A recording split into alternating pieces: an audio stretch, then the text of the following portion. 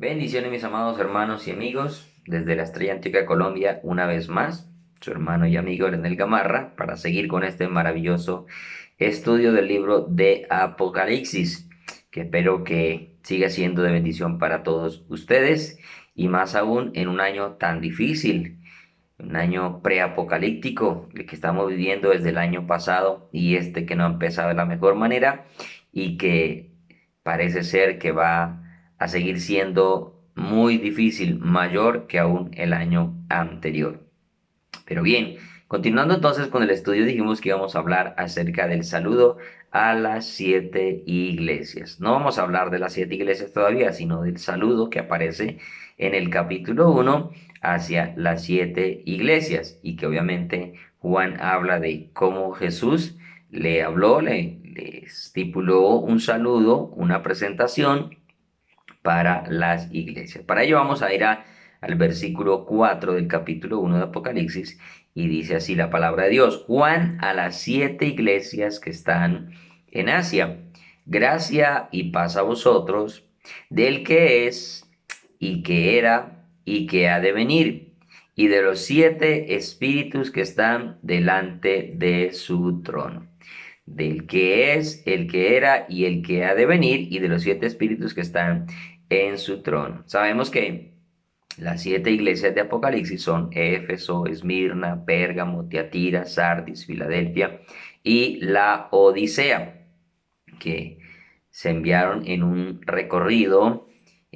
Parece ser que se les dio el orden en la forma como se iba encontrando, cómo estaban ubicadas las iglesias allí en Asia. Bien, lo primero que Juan dice entonces, que dice gracia y paz a vosotros, porque la gracia obviamente está sobre su pueblo, sobre su iglesia, y la paz, que es la paz de Dios, que sobrepasa todo entendimiento, o la paz que Jesucristo nos dio, debe estar también en nuestras vidas y corazones. Si bien es cierto, hay situaciones que nos tratan como que de quitar la paz que tenemos, hay que tratar siempre de buscar la forma de volverla a tener en nuestras vidas y corazones. Entonces, y dice, del que es, el que era y el que ha de venir.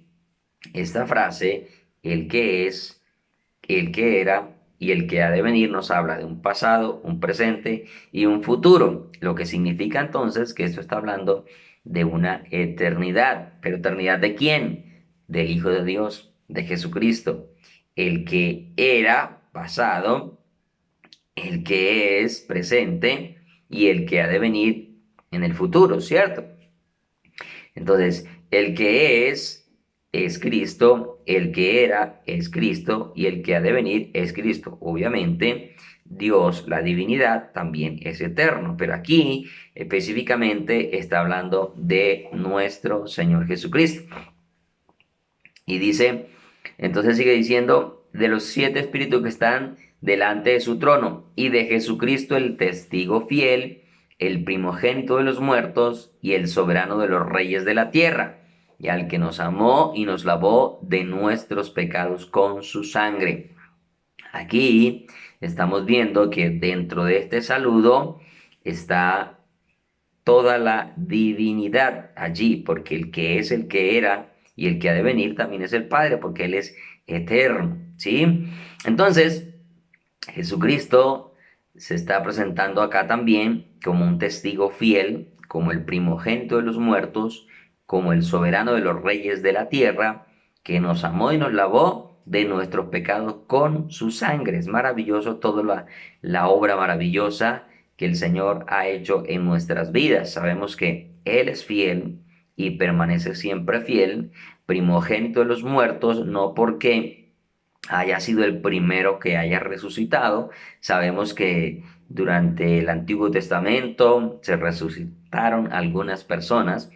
En la época en que Jesús estuvo, se resucitaron otras personas y así durante mucho tiempo se ha estado resucitando algunos muertos. Pero ¿por qué a él se le llama el primogénito de los muertos? Porque él es el primero que ha resucitado para no ver muerte jamás, porque la muerte ya no se enseñorea de él. Todos los anteriores que resucitaron de una manera milagrosa de parte del Señor, obviamente son personas que volvieron a morir porque sus cuerpos siguieron siendo cuerpos de carne y hueso como el nuestro actual. Y este cuerpo efectivamente debe morir para que sea transformado. Obviamente, los que estemos vivos el día del arrebatamiento no vamos a morir, pero necesariamente nuestros cuerpos deben ser transformados, ¿sí? Entonces, Él es el primogénito de los muertos y el soberano de los reyes de la tierra, porque Él es rey de reyes y señor de señores, porque Él gobierna, porque Él domina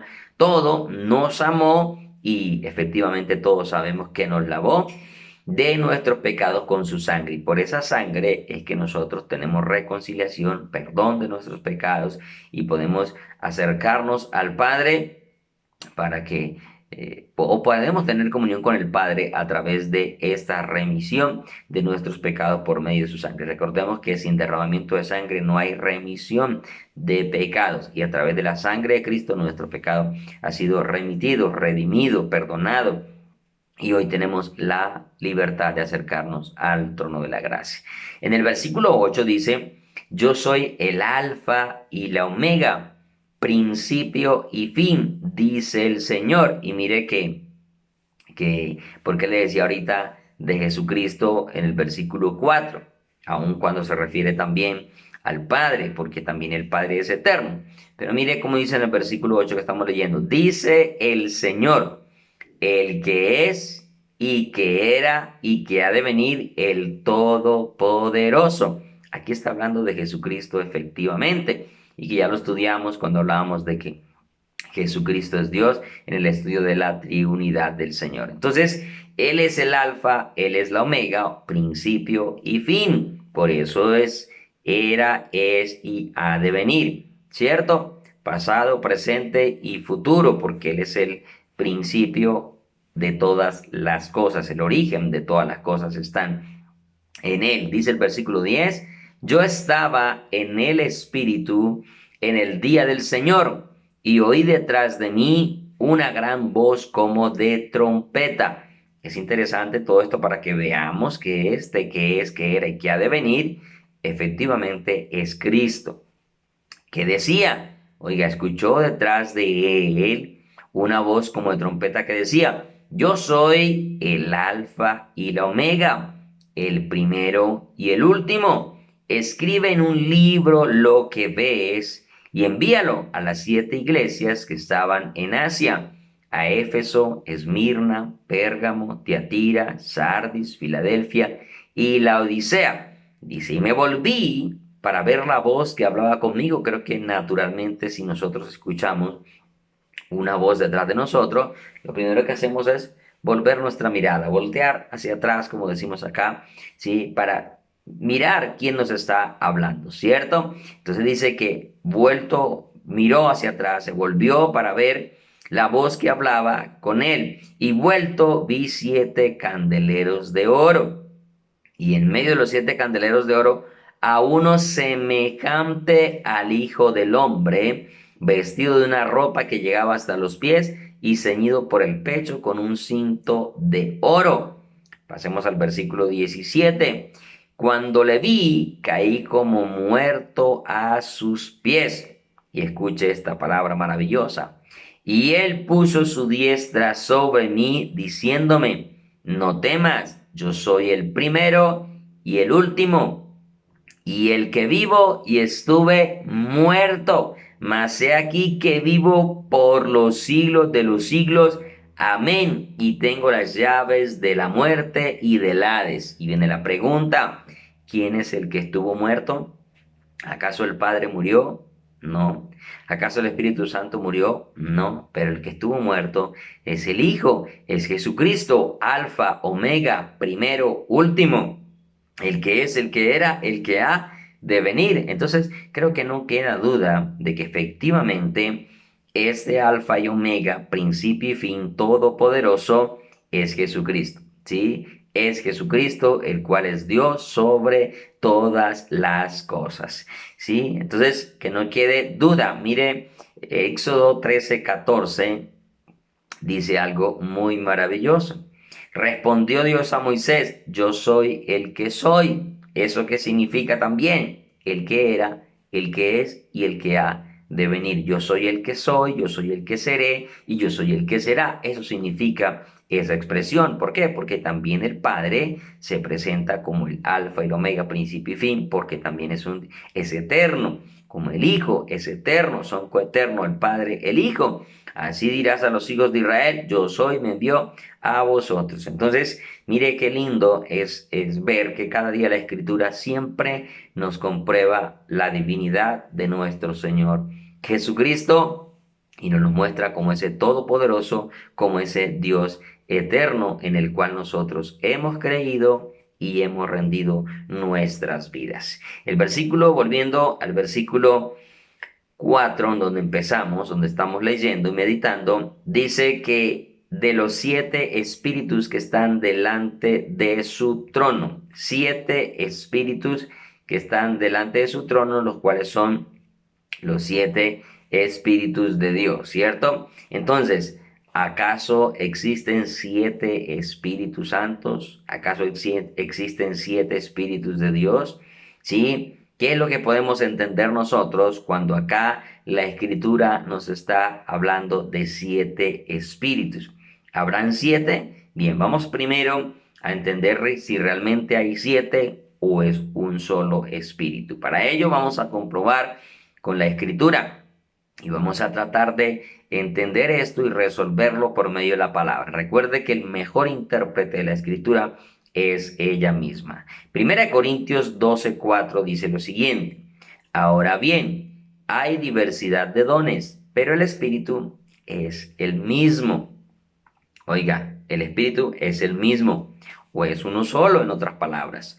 Allí en Primera de Corintios 12:13 también nos dice lo siguiente: porque por un solo espíritu, fuimos todos bautizados en un cuerpo, sean judíos o griegos, sean esclavos o libres, y a todos se nos dio a beber de un mismo espíritu. Entonces, ¿acaso se contradice la Biblia? Nos habla de 7 espíritus y acá nos dice que es uno solo. Bien, sigamos leyendo Efesios 2:18. Porque por medio de él, los unos y los otros, tenemos entrada por un mismo espíritu al Padre. Sabemos que nosotros nos acercamos por medio del Espíritu Santo, que es el que intercede por nosotros con gemidos indecibles, el que nos ha convencido de pecado, de justicia, de juicio, el que redarguye nuestro corazón, el que nos guía a toda la verdad, y por él nosotros podemos tener la entrada al Padre por un mismo espíritu, ¿cierto? Entonces estamos hablando de un solo espíritu. Ahora bien, Efesios 4:3 y 4 nos dice lo siguiente: solícitos en guardar la unidad del espíritu en el vínculo de la paz, un cuerpo y un espíritu, como fuiste también llamados en una misma esperanza de vuestra vocación. Si estos pasajes nos hablan de un solo espíritu, ¿por qué entonces acá Juan describe que está viendo 7 espíritus de Dios? Bien, hay que entenderlo, ¿cierto? Hay que comprender por qué se habla de 7. Nosotros entendemos que el número 7 obviamente habla de una plenitud o de una perfección o de algo completo, culminado, terminado. Ejemplo, Dios hizo todas las cosas en 6 días y al séptimo descansó. Todo está completo, todo está terminado, todo está culminado, ¿cierto? Entonces el 7 habla de perfección, habla de plenitud, habla de que todo está full, terminado, ¿sí? Entonces, a lo largo de la escritura, ¿sí? Nosotros encontramos esta expresión de 7 como un símbolo de plenitud y de perfección, pero también es uno de los nombres que recibe el Espíritu de Dios, precisamente valga la redundancia, porque habla de una plenitud. Usted encuentra en Apocalipsis 3:1 que allí el apóstol o la palabra nos dice, el Señor Jesús mismo nos dice, el que tiene los 7 espíritus de Dios. En Apocalipsis 4:5 dice que salían relámpagos y truenos y voces, delante del trono ardían 7 lámparas de fuego, las cuales son los 7 espíritus de Dios. En Apocalipsis 5:6 también nos dice que estaba en pie un cordero como inmolado que tenía 7 cuernos, 7 ojos, los cuales son los 7 espíritus de Dios enviados sobre toda la tierra. Entonces vemos que se repite el número 7, aparte de eso se repite el 7 en las copas, en las trompetas, en los sellos, y obviamente porque hablan de que Dios cumple un juicio, ¿cierto? Algo pleno para la humanidad juzgarla, y la juzga a través de 7 sellos, 7 copas, 7 trompetas, 7 truenos, ¿cierto? Entonces, esto habla obviamente de una plenitud. En este caso, la plenitud del Espíritu Santo de Dios. ¿Y cómo podemos nosotros realmente ver o comprobar en la palabra que se habla de una plenitud del Espíritu Santo de Dios? Bien, el profeta Isaías nos habla efectivamente de esa plenitud del Espíritu Santo de Dios, y los invito a ir a Isaías, al capítulo 11, versículos 1 y 2. Isaías 11, 1 y 2, y dice así la palabra del Señor: Saldrá una vara del tronco de Isaí, y un vástago retoñará de sus raíces. Aquí efectivamente está hablando de una profecía hacia Jesucristo. Y reposará sobre él, óigase bien, el espíritu de Jehová. Si usted recuerda, el candelero, el candelabro, tiene 7 bracitos. Permítame, yo tengo uno acá para hacerme entender mejor. Discúlpeme que no lo tuve presente ahorita.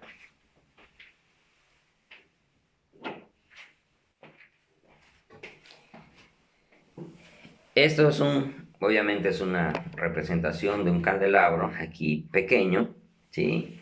Pero vemos acá que tiene 1, 2, 3, 4, 5, 6 y 7 bracitos, ¿cierto? Son los candelabros o el candelero que encontramos en el tabernáculo, ¿sí? Y de esto es que el Señor está hablando o está representando, obviamente, la luz que nos ilumina, que nos alumbra, etcétera, ¿sí? Y nos dice acá, y dentro de este candelabro, la caña principal es la central, ¿cierto? Donde reposan los otros 6 brazos, 3 al lado derecho y 3 al lado izquierdo, ¿cierto? Y nos dice acá la palabra de Dios en Isaías, capítulo 11, el versículo 2. Reposará sobre él el espíritu de Jehová, que vendría a ser esta caña central, donde reposan los otros 6 brazos. Espíritu de Jehová. Y dice, espíritu de sabiduría, de inteligencia, de consejo, de poder, de conocimiento y de temor de Jehová. ¿Sí?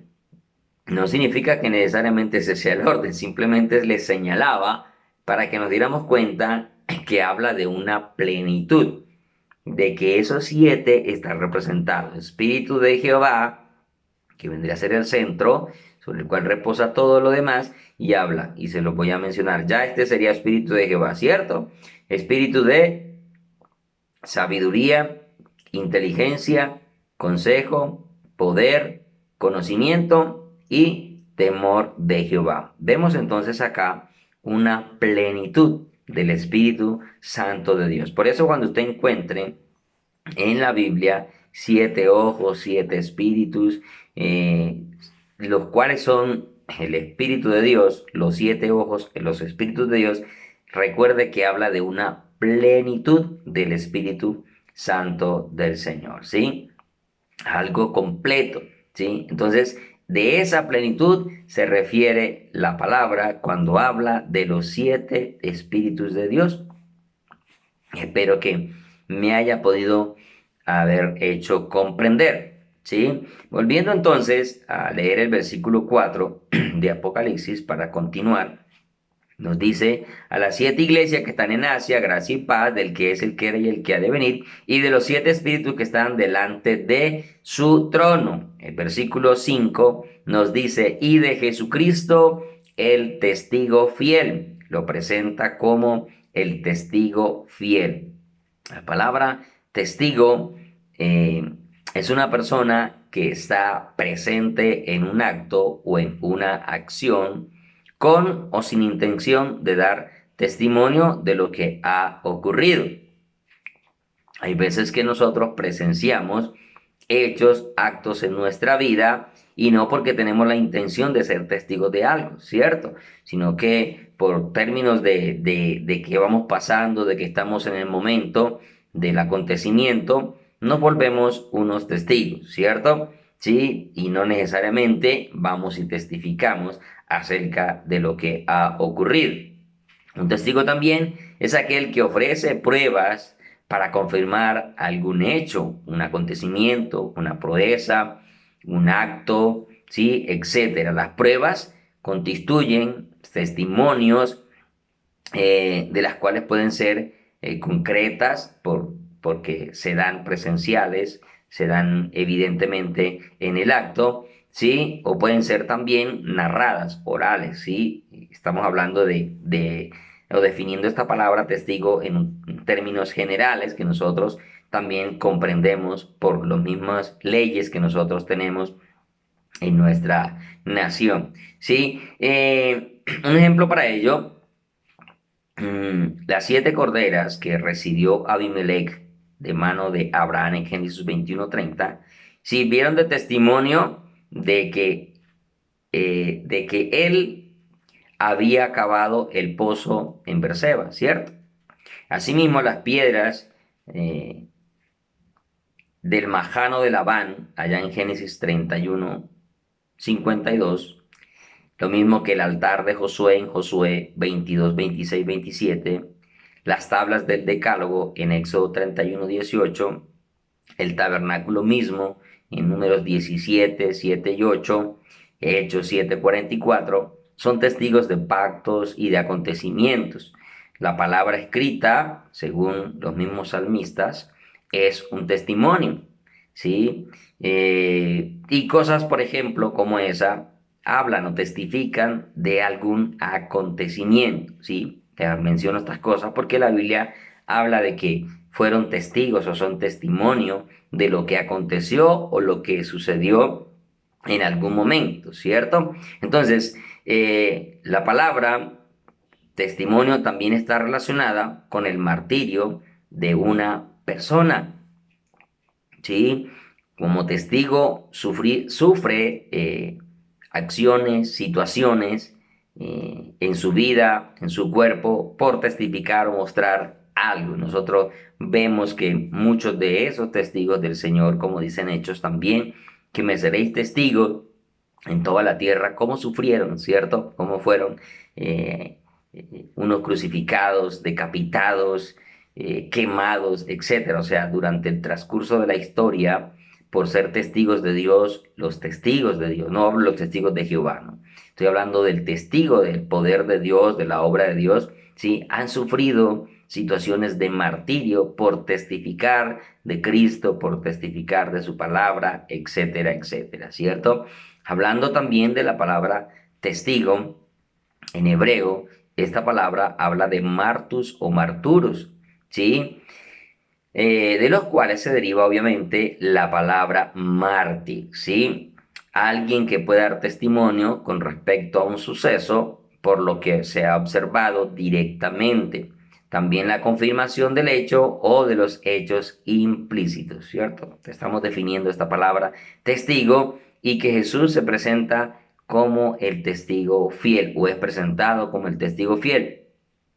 Y cuando usted mira la vida de Jesús se da cuenta que estas cosas se dieron en su vida, porque también sufrió, padeció como mártir, todo en su vida fue perseguido, desde pequeñito lo intentaron matar, ¿cierto? Ya cuando vemos que comienza a hacer su obra, obviamente, aún sin llegar la hora de su muerte, ya lo querían matar, lo querían perseguir, lo querían apedrear, perdón, y luego efectivamente lo crucificaron y obviamente sufrió como un mártir antes de morir, ¿sí? Entonces, él es el testigo fiel que obviamente habla de las cosas celestiales, de las cosas eternas, pero también que sufrió la cruz, el dolor, el ser humillado, el ser abofeteado, el ser escupido, el ser desnudado, despojado de su ropa, el haber recibido una corona con espinas que perforaban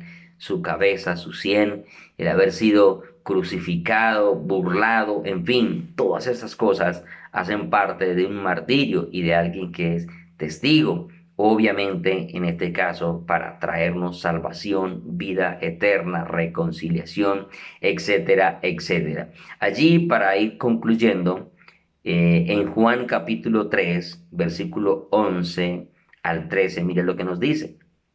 De cierto te digo, que lo que sabemos hablamos, porque eso habla un testigo de lo que sabe, y lo que hemos visto testificamos, y no recibís nuestro testimonio. Si os he dicho cosas terrenales y no creéis, ¿cómo creeréis si os dijere las celestiales? Nadie subió al cielo, sino el que descendió del cielo, el Hijo del Hombre que está en el cielo, ¿cierto? Él es un testigo de las cosas eternas, de las cosas que hay en los cielos. Ahí mismo en Juan, en el versículo 31 del mismo capítulo, dice, el que de arriba viene es sobre todos. El que es de la tierra es terrenal y cosas terrenales habla. El que viene del cielo es sobre todo.